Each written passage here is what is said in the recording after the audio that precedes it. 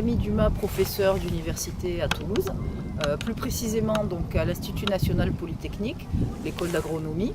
Donc ça c'est pour la partie enseignement, et pour la partie recherche, donc je suis dans l'axe transition écologique du CERTOP, donc qui est un laboratoire qui a pour tutelle le CNRS, l'Université Jean Jaurès, l'Université Paul Sabatier.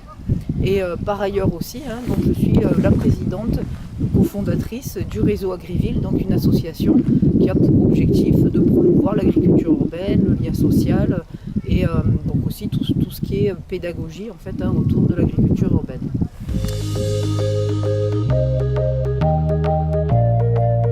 Alors j'ai un parcours assez pluri-interdisciplinaire.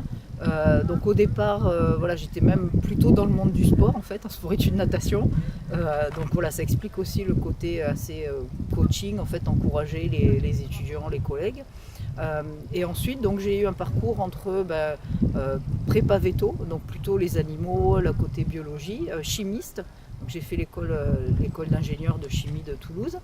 Et après, donc en fait, vraiment dans mon métier, mon premier poste, j'étais à l'université Pierre et Marie Curie en sciences de la terre, où là j'avais déjà tout un tas d'activités d'enseignement sur la qualité des sols, la gestion des sites et sols pollués, et une partie déjà sur l'agriculture.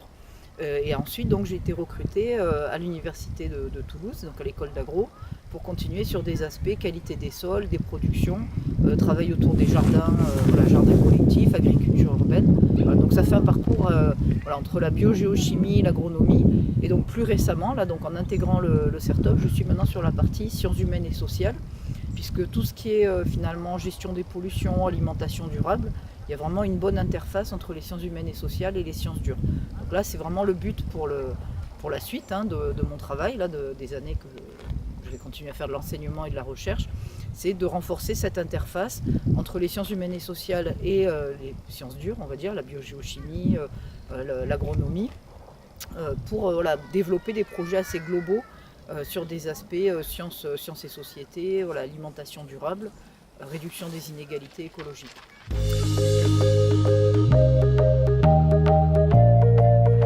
Alors pour ce colloque, en fait, déjà je suis très contente d'y participer parce que j'ai vu qu'il allait y avoir des interventions très complémentaires.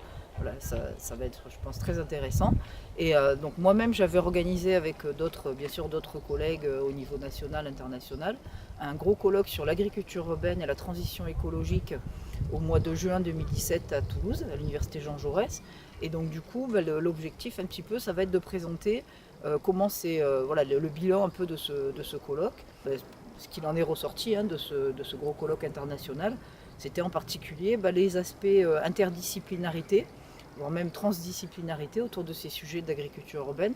On va avoir une convergence de questions et donc d'intérêts autour de l'urbanisme, les paysages, la qualité des sols, des questionnements autour des pollutions, bien sûr le lien social et dynamique en fait de co-construction de projets. Donc cette dimension comme ça d'interdisciplinarité est vraiment ressortie dans les interventions, dans les questions, dans les futurs projets qui se développent. Il y a également donc des aspects autour de le lien social, donc tout ce qui est travail qui se fait entre des associations, des chercheurs, les citoyens au niveau d'un quartier, les liens aussi intergénérationnels. Donc, par exemple pour le colloque, on avait une forte proportion finalement par rapport à d'autres colloques de jeunes qui étaient présents, donc des masters, des doctorants. Et ce qui était vraiment agréable, c'est qu'ils ont vraiment osé prendre la parole, présenter leurs travaux et puis questionner les plus vieux ou plus expérimentés.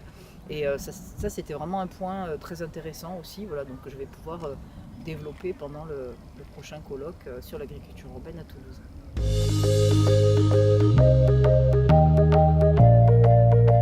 Alors, il y a 3 enjeux, je pense qu'on peut vraiment ressortir et à l'échelle finalement globale, mais aussi pour notre région, pour Toulouse Métropole ou la région Occitanie. Pour moi, le premier, c'est quand même vraiment le côté alimentation durable. Donc l'alimentation durable, c'est quand même, ça intègre beaucoup de choses, puisque finalement, ça va être ce qu'on va mettre derrière ce terme alimentation durable.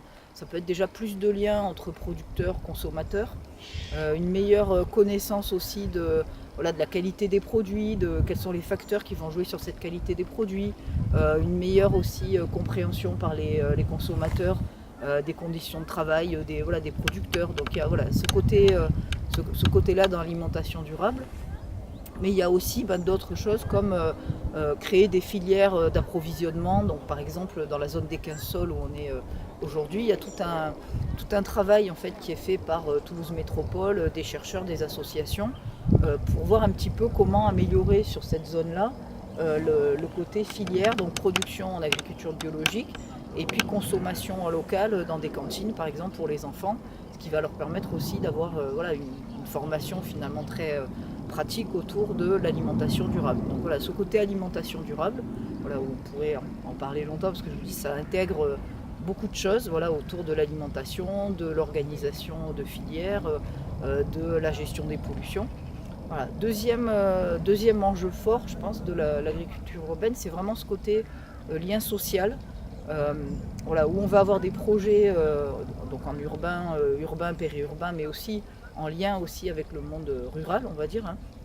Donc ça crée du lien entre voilà, différentes échelles, entre des personnes qui vont vouloir agir en fait et développer des projets, qui vont se poser des questions et qui vont aussi finalement à la fois voilà, créer des nouveaux, par exemple des nouvelles zones, des nouveaux jardins, donc voilà quelque chose de très concret, mais qui vont aussi se poser des questions et jouer sur des aspects de pédagogie, de politique aussi, voilà, puisque finalement ça va jouer un petit peu sur le côté sciences et société, mais aussi démocratie participative. Voilà. Donc il y a vraiment cet enjeu de lien social au sens large.